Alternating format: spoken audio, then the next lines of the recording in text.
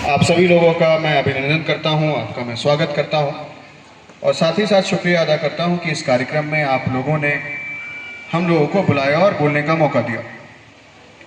जैसा कि हम सभी लोग जानते हैं, आज महात्मा गांधी जी का जन्म दिवस है। गांधी जयंती के रूप में हम लोग इसको मनाते हैं।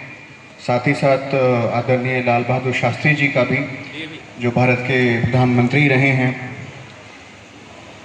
इन दोनों व्यक्तियों के बारे में जितनी भी बातें कही जाएं वो कम होगी। दोनों ने जो भारत के लिए कुर्बानियां दी हैं, जो रास्ते दिखाए हैं, वो अकल्पनीय हैं और कहीं ना कहीं हम सब लोगों को उनको आज के दिन याद करना चाहिए, उनका संस्मरण करना चाहिए और उनके बताए हुए रास्तों पे चलना चाहिए।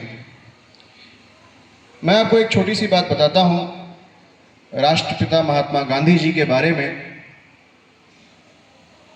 उन्होंने अपनी किताब, अपनी ऑटोबायोग्राफी में लिखा है कि आप ही लोग की तरह एक माता गांधी जी के पास जाती हैं और कहती हैं कि मेरा बच्चा बहुत मीठा खाता है, चीनी बहुत खाता है, तो उसकी तबीयत खराब हो सकती है, उसकी स्वास्थ्य की चिंता थी उन्हें। तो बच्चे की माता जी ने गांधी जी से निवेदन किया कि आप अगर एक बार मेरे बच्चे को मना कर दें कि मीठा नहीं खाए या मीठा कम खाए, तो आपकी बात जरूर मानेगा। गांधी जी ने उस बात को सुना और बहुत ही धैर्यपूर्वक कहा कि आप मुझसे मिलने के लिए कुछ दिनों के बाद आइए। तो कुछ दिनों के बाद वो जो माता जी थी वो दोबारा से गांधी जी के पास मिलने जाती हैं। वो बच्चा भी साथ में रहता है। उस बच्चे को गांधी जी कहते हैं कि बेटा देखो, तुम्हारी माता जी को तुम्हारे स्वास्थ्य की चिंता है और जो बताती हैं उनकी बात को मानना चाहिए, तुम्हें मीठा और चीनी कम खाना चाहिए। बच्चा बात सुनता है, सुन के ये कहता भी है कि मैं आपकी बात मानूंगा। लेकिन बच्चे की माता बहुत आश्चर्यचकित हैं कि कुछ दिन पहले जब मैं मिली थी, ये बात उस दिन भी गांधी जी कह सकते थे, लेकिन उस दिन उन्होंने ये बात को नहीं कहा और कुछ दिनों के बाद कह रहे हैं। तो माता ने पूछा कि ऐसा क्यों गांधी जी, आपने पहले क्यों नहीं कहा?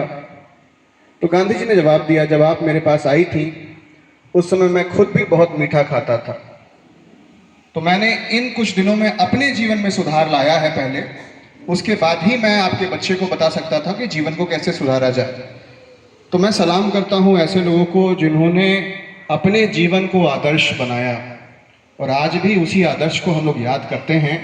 जब राष्ट्रपिता महात्मा गांधी जी ने कहा था कि स्वच्छता जो है उससे आपके अंदर स्वच्छता निवास करती है और अगर आप भगवान की पूजा करते हैं तो उसी तरीके से आपको अपने आसपास के इलाकों को, अपने घर को, एक तो दो तरीके से उन्होंने इस बात को कहा था, बहुत ही तार्किक है। पहला जो पर्सनल हाइजीन होता है, जो आपका खुद का जो आप स्वच्छता का ध्यान रखते हैं, उसके बारे में बहुत फोकस किया था। और दूसरा, आप जहां रहते हैं, आपके घर, आपके आसपास, पड़ोस, मोहल्ले, उन दोनों एरिया के बारे में भी बहुत विस्तार पूर्वक गांधी जी ने अपने आश्रम के माध्यम से, अपने पब्लिक स्पीचेस में इस बात को कहा है। कारण बहुत अच्छा था, कारण बहुत ही तार्किक था।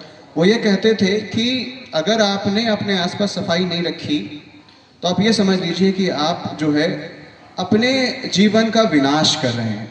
साइंस के माध्यम से भी इस बात की पुष्टि होती है कि अगर आप सफाई नहीं रखेंगे तो कई तरह की बीमारियां होंगी।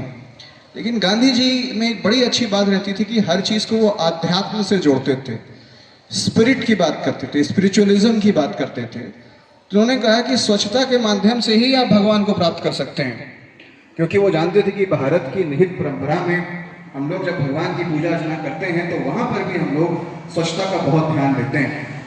तो उन्हीं को आज हम लोग याद करते हैं, गांधी जी के बताए हुए रास्तों पे चलने का हम प्रण करते हैं और ये स्वच्छता ही सेवा जो मिशन है उसको हम सब लोगों को आगे बढ़ाना है। मुझे लगता है कि आज का दिन ऐसा है कि हमें ये प्रण लेना चाहिए कि अपनी स्वच्छता, साथ साथ अपने आसपास पड़ोस की स्वच्छता पे हम लोग जरूर काम करेंगे और अपने आने वाली पीढ़ियों को भी प्रेरित करेंगे।